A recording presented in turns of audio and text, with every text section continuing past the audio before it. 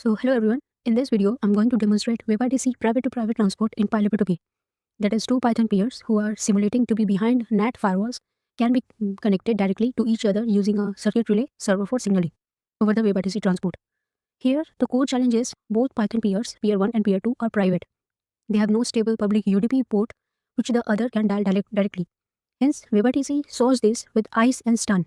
But ICE still needs the two peers to exchange SDP, their IP candidates and the DTLS fingerprints. And that exchange is the signaling problem which is solved by our circuit relay. So here we have three files, relay.py which runs a public relay, peernode.py which has a mode listen, which we have taken as Alice, who registers on the relay and waits, whereas there is mode dial, which we call as Bob, who will dial Alice addresses through the relay signaling channel and then upgrade to a direct WebRTC UDP connection. So for clarity, let's go through the example code demonstrating that systematically. So here in relay.py, we have two protocol IDs, hop and stop. So in circuit relay version 2, hop is the relay's inward facing protocol.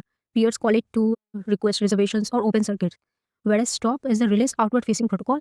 It's how the relay connects the incoming circuit to the destination peer. And a relay must handle both. So here is the relay resource limits. 1 hour circuit lifetime, 100 MB data, cap per circuit, 32 concurrent connections, 60 simultaneous reservation, and this prevent the relay from being abused. So the run relay, which is very critical function because the single most important line is the allow hop equal to true. This is what makes this node a relay instead of just a client. With allow hop false, a peer can use relays but cannot be one. With allow hop true, it accepts reservation requests from other peers and forward circuits between them. And here we register both handlers manually, hop for incoming reservation and circuit open request, stop for the relay to destination leg. So here the background trial service runs the protocols as a managed service inside the host lifetime. So circuit V2 transport wires up the internal plumbing, but we don't use its dial listen methods here. The relay is purely reactive. Now the relay's full TCP multi-adder, including its peer ID, is written to relay address.json get address method already appends that P2P peer ID to each address. So full address is a complete dialable multi-adder that Alice and Bob can read to connect. This peer node.py. This time we import from private to private the relay-based WebRTC transport and the multi-adder protocols to register the WebRTC and P2P circuit protocol codes. Here, the peer side relay limits more conservative than the relay server limits. So 90 seconds for connection timeout, ICE negotiation plus DTLS can take time, especially over stun. So going at the Alice chat handler, Alice stream handlers runs two concurrent tasks, same pattern as the WebRTC direct servers, because Alice can both send and receive. The handler fires or Bob's stream arrives over the WebRTC connection that was established during the signaling exchange. We will trace in a moment just now, like see, connect to relay. It parts the relay multi-adder and the relay's address to the peer store with a 1 hour TTL. Then dial the TCP connection. We also explicitly register the relay's supported protocol in the peer store. And this is important because WebRTC transport setup circuit relay support method queries the peer store to discover which connected peers are relays. Now the run Alice function, where the host and critical protocol setup are configured. Here Alice, that is peer 1, registers the chat handler on the host before anything else, before the transport starts, before connecting to the relay. And this matters because once Bob's WebRTC connection lands, the swarm immediately tries to serve the stream. The handler must be registered first. So Alice circuit V2 protocol has allow hop false because she's a client and not a relay. But still this peer registers the stop handler because when the relay connects a circuit to Alice, it uses the stop protocol to open the incoming connection on Alice's side. Without this handler, Bob's circuit would be refused. So what our WebRTC transport start does is internally, this is a WebRTC transport class in private to private transport module. It first spawns the async IO event loop bridge as a system task. Secondly, it registers the signaling protocol handler on the host, that is slash WebRTC signaling slash 0.0.1. And this is the stream that Bob will open over the relay circuit to exchange SDP with Alice.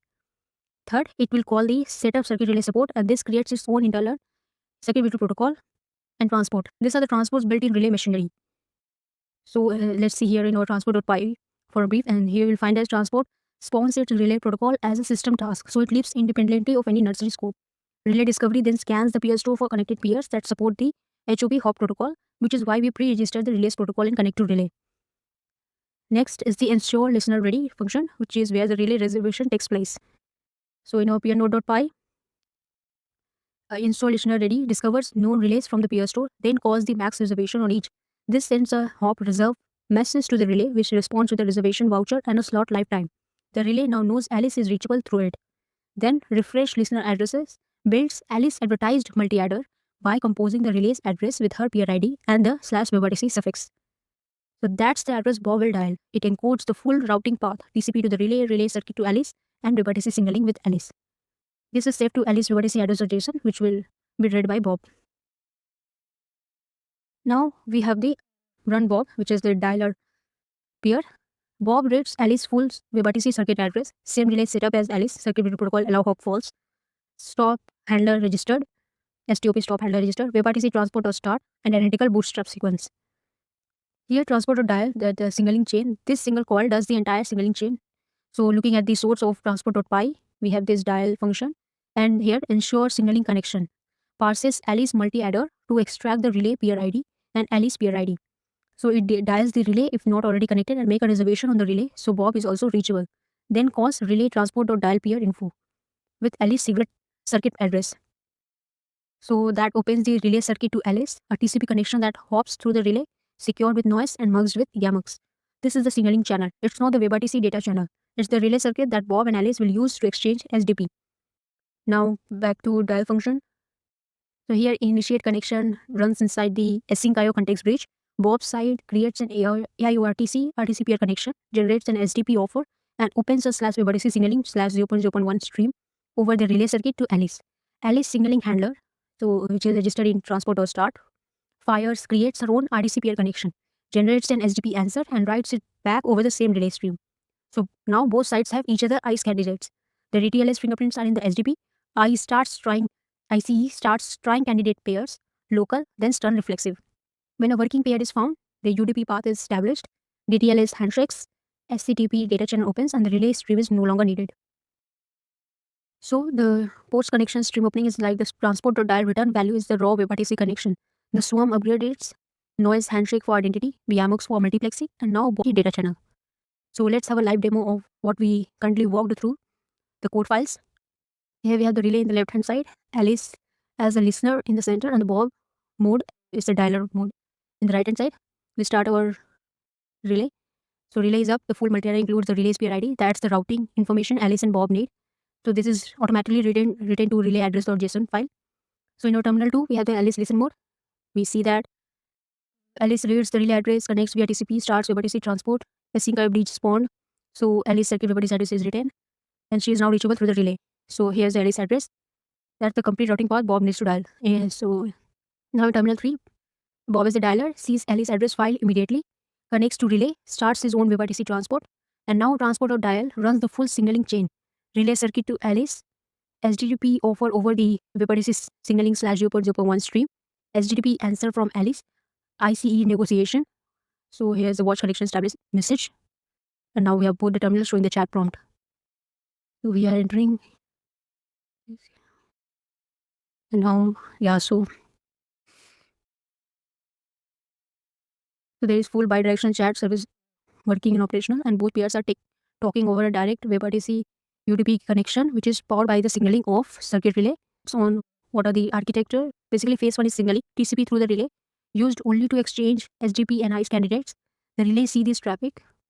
And phase 2 is data, direct UDP between Alice and Bob, encrypted end-to-end with DTLS and noise, and the relay sees none of this. The key objects involved on each peer, WebRTC transport owns the async IO bridge, the signaling handler, and the internal circuit video transport for relay management. The ensure listener ready method handles relay reservation, transport or dial, orchestrates the entire signaling plus ICE plus DTLS sequence.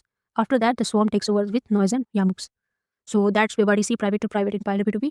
The relay solves the bootstrapping problem of how two private peers with no stable public address find and authenticate each other. Once signaling is done, the relay steps aside and the data flows directly end-to-end encrypted. This is exactly the architecture same in JSLib2P uses for browser-to-browser WebRTC connection. The difference here is that our browsers are Python processors running the same ICE, DTLS, and SGDP via stack via AIORTC, and the implementation WebRTC transport circuit video protocol, the signaling handler, is entirely in Python, interoperable with any Lib2P implementation that speaks the same protocols. So this is for now. Thank you.